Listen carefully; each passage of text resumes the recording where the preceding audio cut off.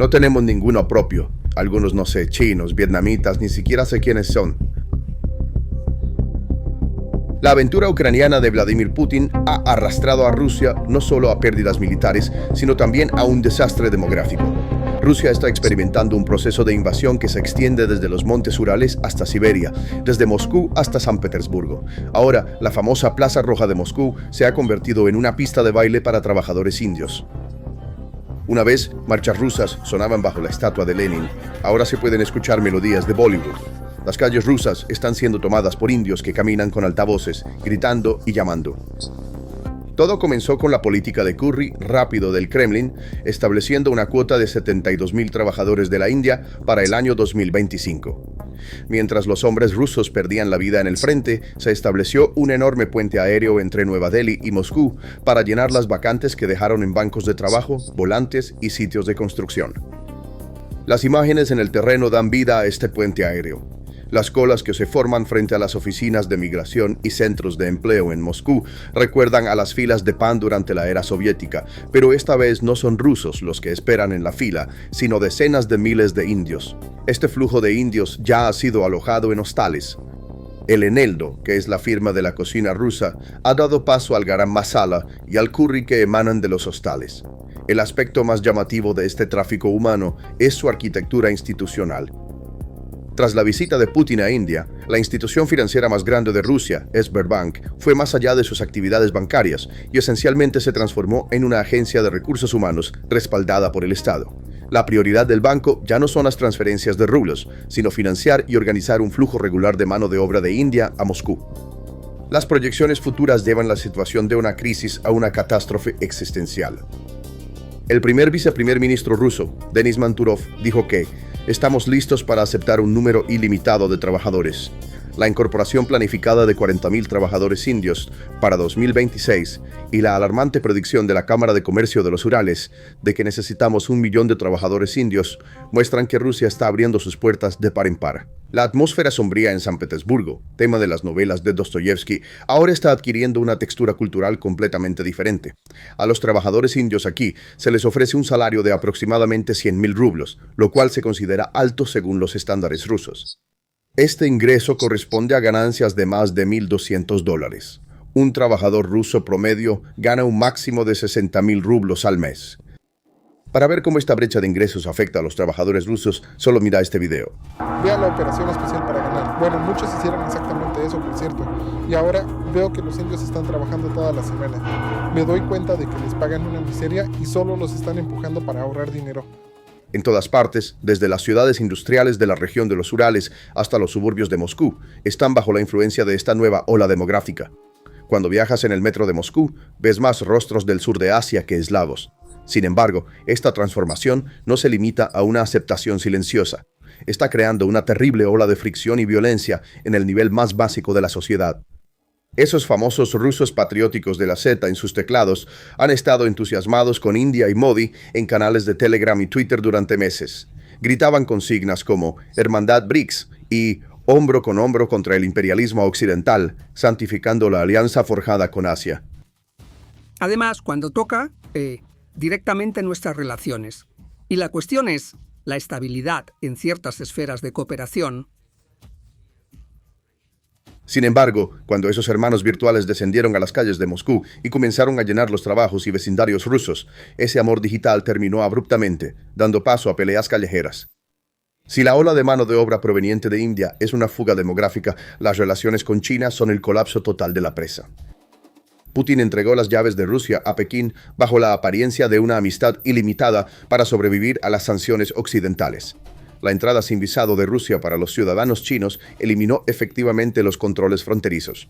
Este movimiento fue resultado de la desesperación económica del Kremlin. Necesitando turistas chinos para el ingreso de divisas, Rusia ha convertido la famosa Avenida Nevsky de San Petersburgo en un verdadero mercado chino. Ahora, en lugar de susurros rusos frente al Palacio de Invierno o en los pasillos del Museo del Hermitage, se pueden escuchar los ecos de los megáfonos de los guías turísticos chinos. Las imágenes del lugar muestran cuán devastadora ha sido esta transformación. Los enormes grupos chinos que caminan por las calles de San Petersburgo se asemejan a propietarios que han venido a inspeccionar la ciudad más que a turistas que han venido a visitar. Estas multitudes están invadiendo el espacio vital diario de los comerciantes rusos y del público en general. Lugares que una vez fueron frecuentados por la aristocracia e inteligencia rusa ahora están bajo el control de masas impulsadas por el poder del yuan. Putin ha caído en la posición de un comerciante vendiendo el patrimonio cultural de Rusia por dinero en efectivo.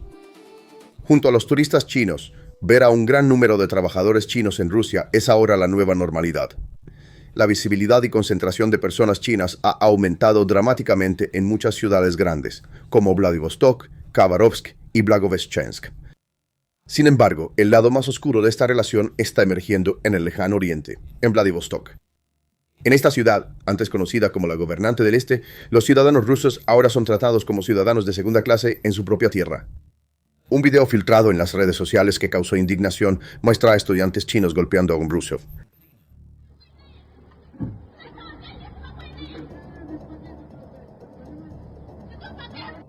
El caos no se detiene ahí.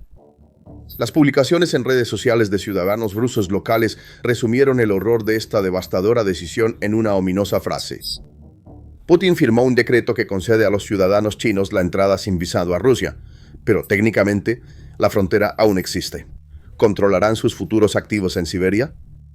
Esta ansiedad no era infundada. Habíamos visto imágenes de cómo se consumían los recursos naturales de Rusia y escuchado el grito de desesperación de un ciudadano.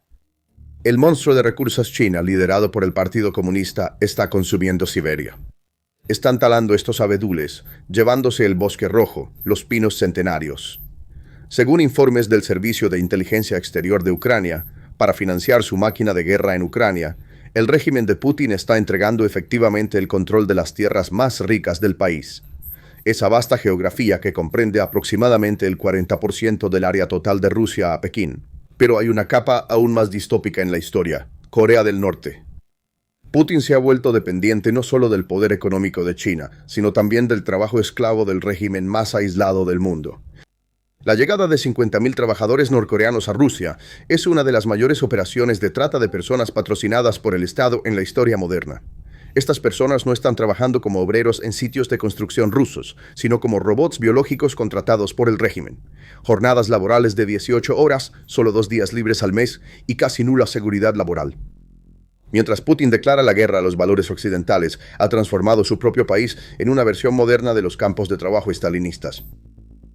Los proyectos de vivienda de lujo en San Petersburgo y Moscú ahora no están siendo construidos por ingenieros rusos, sino por este ejército en la sombra. La existencia de una unidad de ejército de construcción de 5.000 personas es prueba de que la capacidad técnica de Rusia se ha colapsado. Aún más alarmante, según informes de inteligencia ucraniana, trabajadores norcoreanos están siendo asignados a fábricas en Rusia para la producción de drones. La industria de defensa rusa, ese complejo invencible tan alabado, ahora está confiada a los trabajadores de Kim Jong-un. Esto está desgarrando el tejido de la sociedad rusa. Por un lado están los chinos, que tienen dinero y están comprando la ciudad. Por el otro, los norcoreanos que trabajan en la miseria y a veces se rebelan. El funcionario ucraniano Anton Gerasimenko plantea la pregunta obvia en este punto. ¿Cuántos de ellos realmente se quedarán en los sitios de construcción y cuántos serán utilizados en las líneas del frente? La respuesta no está oculta en los oscuros pasillos del Kremlin. Es claramente evidente en las prácticas pasadas de Rusia. Primero, trajeron a los asiáticos centrales, luego a los cubanos, luego a los nepalíes. La promesa siempre fue la misma: trabajos de construcción bien remunerados. El escenario se desarrolla tan predeciblemente como una película de terror. Los trabajadores llegan a Moscú, sus pasaportes son confiscados y se les presentan documentos escritos en cirílico, de los cuales no entienden ni una sola palabra. Esos documentos, que se les obliga a firmar bajo el pretexto de ser solo un procedimiento de seguro de construcción, son en realidad sus sentencias de muerte. El momento en que firman, su estatus cambia de trabajador a soldado contratado, y se encuentran en los campos de batalla de Ucrania con Kalashnikovs en sus manos. Y la evidencia que llega del campo nos golpea en la cara con esta horrible realidad. Mira la impotencia de este hombre indio en la pantalla mientras describe el horror que experimentó. Trabajé durante 2 días y al tercer día me dieron las coordenadas. Vi soldados ucranianos. No soy ruso. Solo quiero irme a casa y olvidar estas cosas. Es como normal para mí. 2 días trabajo y el tercer día me dieron las coordenadas. Y veo a los ucranianos con vendas. No, pienso que si me rindo entonces el soldado ucraniano también me ayudará para...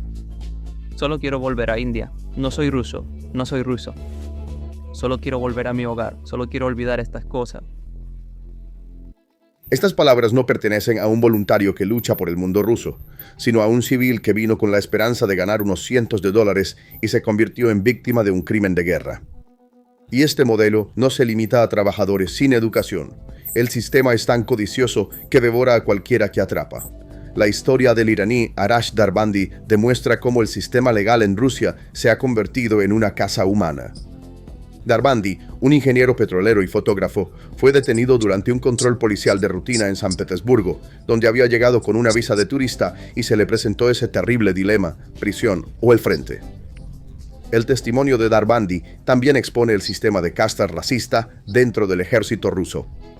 En los campos de entrenamiento, los soldados rusos y los extranjeros están estrictamente separados. Africanos, personas de Oriente Medio, iraníes, latinoamericanos son mantenidos en barracones separados, no son entrenados adecuadamente y son enviados al frente sin siquiera aprender a usar armas, porque a los ojos de los comandantes rusos no son soldados, son prescindibles. La parte más dolorosa y humillante para el pueblo ruso es el aspecto financiero. Putin está gastando el sustento de su propio pueblo en este ejército importado. Rusia paga a los soldados norcoreanos aproximadamente $2.000 por persona al mes. Este dinero es un salvavidas de $500 millones al año para el régimen norcoreano. Mientras un ruso lucha por ganar un promedio de $600 al mes, Putin paga al soldado de un aliado 3 veces el salario de su propio ciudadano. Mirando el panorama general, la amenaza que enfrenta Rusia no es solo una afluencia de migrantes desde el exterior, sino el resultado inevitable de un sistema que se pudre desde dentro. Las repúblicas de Asia Central, que el Kremlin ha considerado su patio trasero y ha menospreciado durante años, se han convertido ahora en actores que tienen el destino de Rusia en sus manos. Rusia está apuntando sistemáticamente a los migrantes de Asia Central para compensar sus pérdidas en el frente. Se les ofrece una sentencia de muerte a cambio de la promesa de ciudadanía. Sin embargo, esta estrategia ha creado una terrible reacción. Cada trabajador tayiko, uzbeco o kirguís enviado al frente crea un vacío imposible de llenar en el sector de servicios, construcción y limpieza de Moscú. Putin está sacrificando la economía para continuar la guerra. El trato inhumano y las prácticas de reclutamiento forzado en lugares como el centro de detención de Sakharovo están causando una gran acumulación de ira entre la diáspora de Asia Central. Esta ira no es solo un descontento silencioso, sino la semilla de un posible motín. Hay millones de personas enojadas y marginadas dentro de Rusia que han sido forzadas a recibir entrenamiento militar. Irónicamente, las políticas xenófobas de Rusia y la economía en deterioro están provocando que incluso los migrantes huyan de Rusia. La devaluación del rublo y la presión policial están empujando a los trabajadores de Asia Central hacia otras rutas, hacia Europa u otras regiones en desarrollo de Asia. Pero el verdadero jaque mate estratégico está oculto en las frías y crueles matemáticas de la demografía. Rusia se está extinguiendo biológicamente. Las tasas de natalidad han caído a su nivel más bajo en 200 años. Estos datos representan la mayor catástrofe que puede sufrir un Estado. Incluso durante las guerras napoleónicas, la Primera Guerra Mundial o los días más oscuros de la Segunda Guerra Mundial, el futuro demográfico de Rusia no era tan sombrío. La guerra de Putin no solo ha aniquilado a la generación actual en el frente, sino también a las generaciones no nacidas. No hay futuro porque los niños que lo construirán no están naciendo. El Kremlin ha clasificado los datos como un secreto de Estado para ocultar esta realidad. Ocultar los números no cambia la realidad. A medida que la población étnica rusa disminuye rápidamente, está siendo reemplazada por inmigrantes de Asia. Esto es precisamente lo que Putin afirma querer prevenir, la pérdida de la identidad rusa de Rusia. Estratégicamente, esto amenaza la integridad de Rusia como federación. En un escenario donde la autoridad central se debilita, el ejército se desvanece y la población experimenta un cambio demográfico, se vuelve imposible para Moscú mantener Siberia, el Cáucaso o el Lejano Oriente. El aumento de la población china en las regiones que limitan con China está provocando que estas regiones se desplacen efectivamente hacia Pekín. Esto no es una pérdida de territorio, sino una transferencia de influencia. Mientras Putin buscaba expandir el imperio, perdió el control demográfico de los territorios centrales que tenía. La imagen que tenemos ante nosotros contiene una tragedia mucho más profunda que la derrota militar de una superpotencia. Vladimir Putin quería pasar a la historia como un líder que ganó territorio, como Pedro el Grande. Sin embargo, su legado será el de un líder que convirtió a Rusia en una colonia demográfica y económica de Asia. Esto es un efecto dominó. La guerra eliminó a la población masculina productiva. El vacío resultante se llenó, abriendo las puertas a Asia para evitar que la economía colapsara. ¿Y el resultado? Jóvenes indios bailando en la Plaza Roja, turistas chinos comprando San Petersburgo y esclavos norcoreanos esperando órdenes en los sitios de construcción. La Rusia soberana de Putin ahora es solo un símbolo. En su interior es la gasolinera de China, el patio trasero de India y el campo de trabajo de Corea del Norte. Esas melodías de Bollywood en Moscú no son realmente una celebración. Son el lamento de la rendición silenciosa de Rusia sin que se dispare un solo tiro. Dijimos, no hay lugar seguro. Ahora debemos añadir, ya no hay lugar para los rusos en Rusia. ¿Qué opinas sobre esto? Comparte tus pensamientos en los comentarios. No olvides suscribirte al canal y activar las notificaciones para estar al tanto de los nuevos análisis de PPR Global. Gracias por elegirnos. Gracias por elegirnos. Gracias por elegirnos.